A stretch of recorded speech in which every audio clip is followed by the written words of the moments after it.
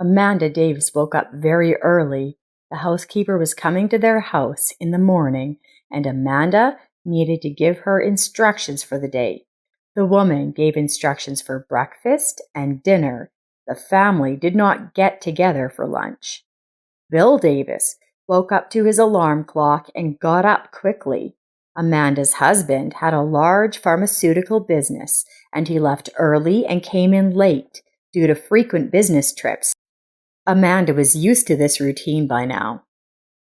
That day, she needed to visit a beauty salon to get ready for the evening. She and her husband were going to visit friends. Amanda always took care of her appearance to fit in with her social circle. Amanda and Bill had 2 sons. Cole was a tall and handsome boy and loved sports. But recently, he decided to devote his life to the family business and continue his father's business, which he planned to inform his parents about. The youngest son, Louis, worked for an IT company and had a passion for computers. He was not interested in his father's business. He dreamed of going to Europe to combine work and traveling. He didn't need anything but a computer. At breakfast, his father looked at his eldest son seriously again and asked when he would finally do something serious. He didn't understand why Cole was wasting his time with baseball. When Cole answered his father that he was ready to start working for his company, he made his parents very happy. Amanda sighed and looked out the window. They lived in a large house that she loved very much. The gardener was already working in the yard. Amanda Davis opened the window, and the scent of grass mixed with the delicate smell of dew wafted into the room. She never worked, as she devoted herself completely to her family and home. The children were small at first, and then her husband's business took over almost completely. She always supported her husband, and his company became one of the 3 largest on the market. Of course, without her influential father, he would not have reached such heights, but Bill Davis himself had uncommon abilities. He successfully managed such a complex business. After the late meeting was over, Bill Davis said to his secretary, "Linda, I'm going home, and I won't be in today. My wife and I have a meeting tonight." He walked out into the hallway and headed for the elevator. In the corridor, he ran into a girl who was scrubbing the floors. A thought flashed through the director's tired mind. I haven't seen her before. The girl was pretty, with big eyes, but she looked a little strange. She had green eyes like emeralds and dark lashes without a drop of makeup, and she had bright red hair. The girl seemed somehow special, unusual, not like modern girls. The principal's gaze fell on her earrings, and his heart beat a little faster. I've seen them somewhere before, Bill Davis thought, trying to remember, but he couldn't. What's your name? Have you recently started working for us? He asked, stunned. The girl looked boldly at the principal and replied, My name is Nora. I am your daughter. Bill Davis couldn't believe his ears. I don't have a daughter.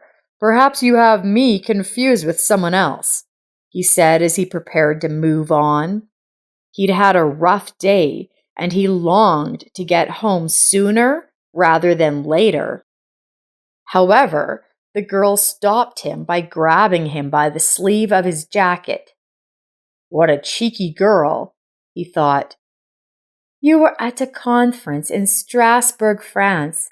That's where you met my mom. It was you who gave her those earrings, she said. Memories flashed through Bill's head. It had happened so easily and naturally. Tina and Bill were speaking at a conference. Their reports followed one another, and they chatted and cheered each other on for quite a while before taking the stage. That evening of the same day, they ran into each other at dinner at the hotel. After a busy day at work, they both wanted to get some air and relax. It was spring outside the window. The leaves had just bloomed, and the birds were singing especially loudly. "Where can I take a walk around here?" he asked Tina, a woman with green eyes and beautiful red hair. "I know a beautiful place, Parc de l'Oranger. It's very beautiful there." They walked around the park for a long time, enjoying the conversation and the beautiful views. After the walk, he invited her to dinner at a restaurant. Tina was nothing like his wife, and that attracted him. She asked nothing about his personal circumstances and told him nothing about hers. They just enjoyed their little romance. 3 days later, their business trip was over and they said goodbye. 2 months later, Tina called and told him she was expecting a baby. She did not ask him for anything or expect him to do anything in return. She said she was perfectly happy with things the way they were. She just wanted him to know. He was worried for a few days, and then the company began a rapid period of growth. There were many contracts, meetings, business trips, and he forgot about this story. "Mom told you she was expecting a baby," came the girl's voice, "but you were busy minding your own business. I know for a fact that you are my father. You can make an examination. My mother died a year ago. I finished school, worked, but now I want to study further. You are my father. Help me," the girl said, tears dripping from her green eyes. Bill Davis was immediately confused. Although he had a firm character, and sometimes even too hard, but he couldn't stand a woman's tears. All right, we'll figure it out," he said hastily and headed quickly for the exit. "What's wrong?" Amanda asked him, welcoming him home. "I need to talk to you," Bill said abruptly. "We'll discuss everything after dinner at the Parkers." They were lying on the bed after he'd returned from his friends, and he was still having trouble starting a difficult conversation. "Talk already. Don't be silent," Amanda said worriedly. "Honey," Bill began, "it turns out I have a daughter." Amanda's eyes grew round and big. "Are you kidding me?" "No. Years ago, when I was on a business trip, I cheated on you. It happened by accident. Her mother had recently died and left the girl her father's details, my name, phone number, and company name. And now she's found me, and she's asking me to help her with her studies." Amanda couldn't believe her ears. Sure, she had read books and watched movies about infidelity. She could never imagine it happening to them. After all, they had a model family, and she had always been the devoted, perfect wife. What could he possibly be missing? Amanda's eyes darkened, and she clutched at her heart, which was pounding frantically as if it wanted to jump out of her chest like a wounded bird. "Are you sick?" yelled Bill. No, Amanda replied hoarsely. "Could this girl be lying? Take a DNA test." "You've been deceiving me. Maybe you have more children?"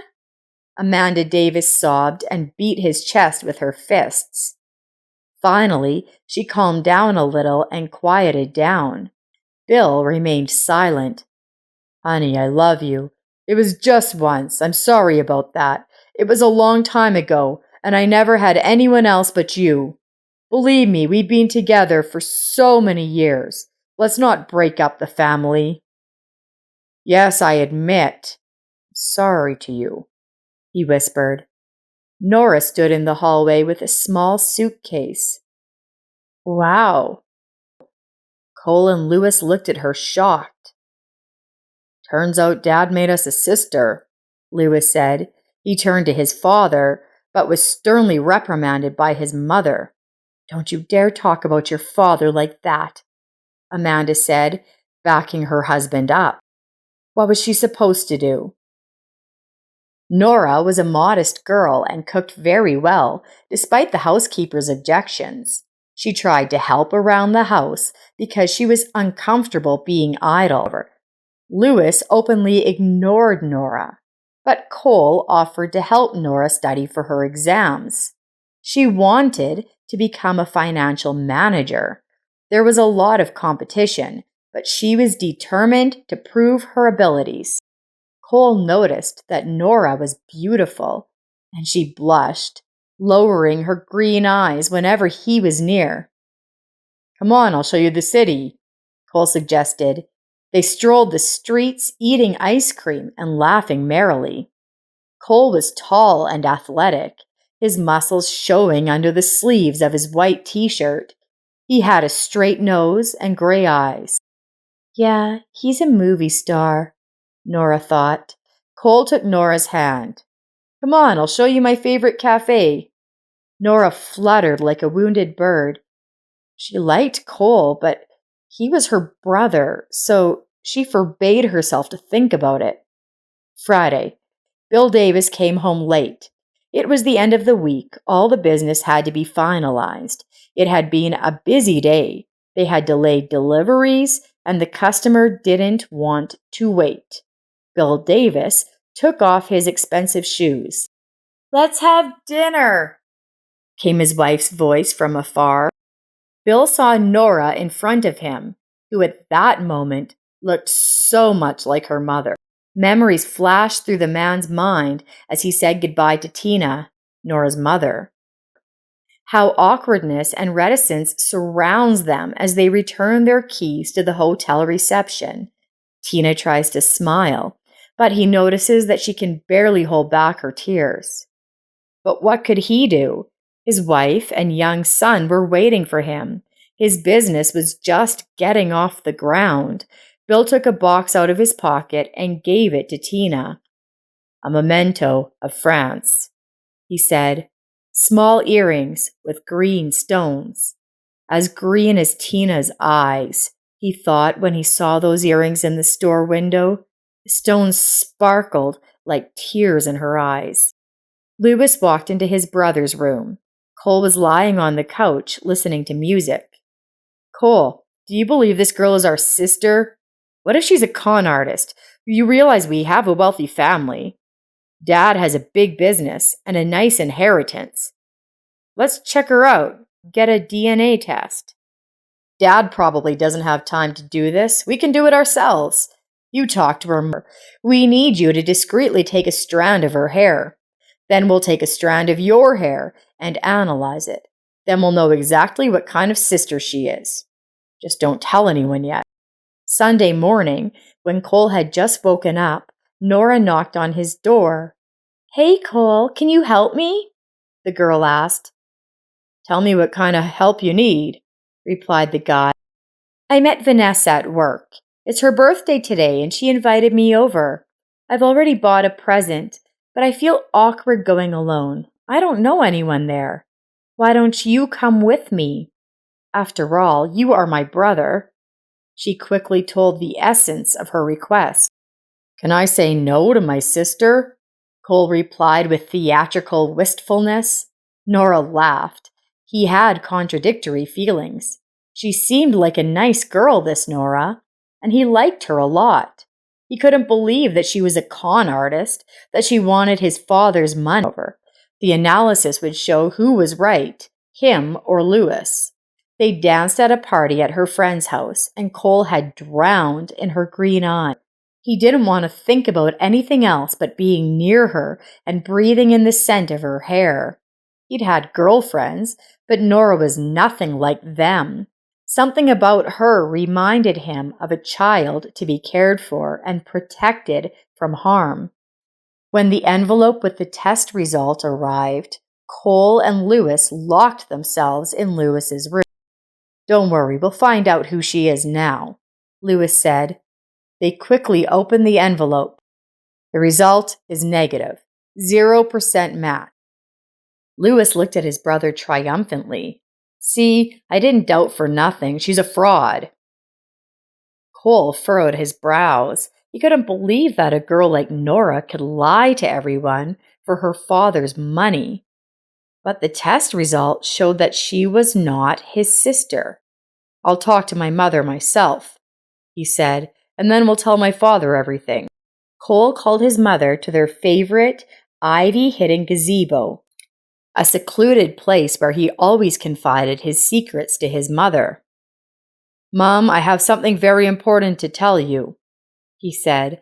Amanda looked at her son. They had a special bond with Cole. Lewis was a pragmatic mathematician. He was only in love with computers. He had girlfriends, but they were not serious relationships, just fun. I don't plan to have a family. Why should I get attached to one person? Said Lewis once. Cole was different. He was very sensitive, cared deeply about everything.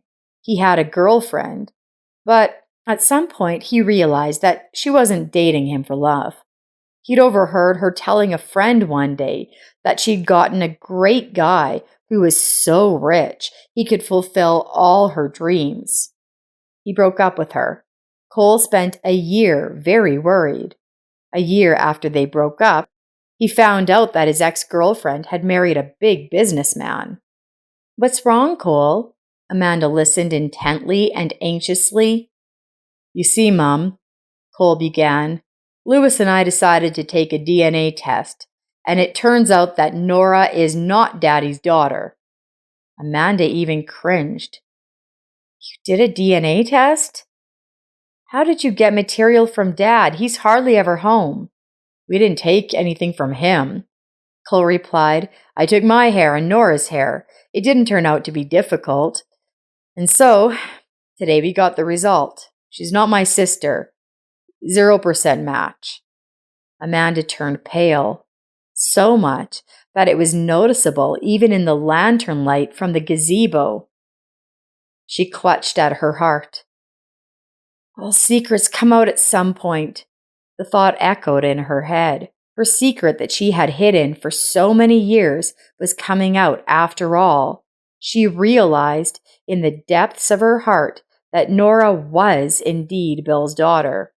She had already noticed many times with her experienced eye that Nora and Bill were very much alike. Mom, are you sick? What's wrong? Cole asked, looking into her eyes. I don't know what prompted Nora to call herself our father's daughter, but I'm sure there's an explanation. I like her very much. If she's not my sister, I'd like to date her. She's very nice. I haven't met girls like her. Amanda was silent for a moment. Finally, she gathered her wits.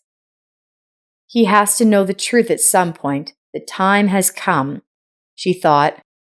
I have something important to tell you, too, she mumbled, enunciating the words slowly.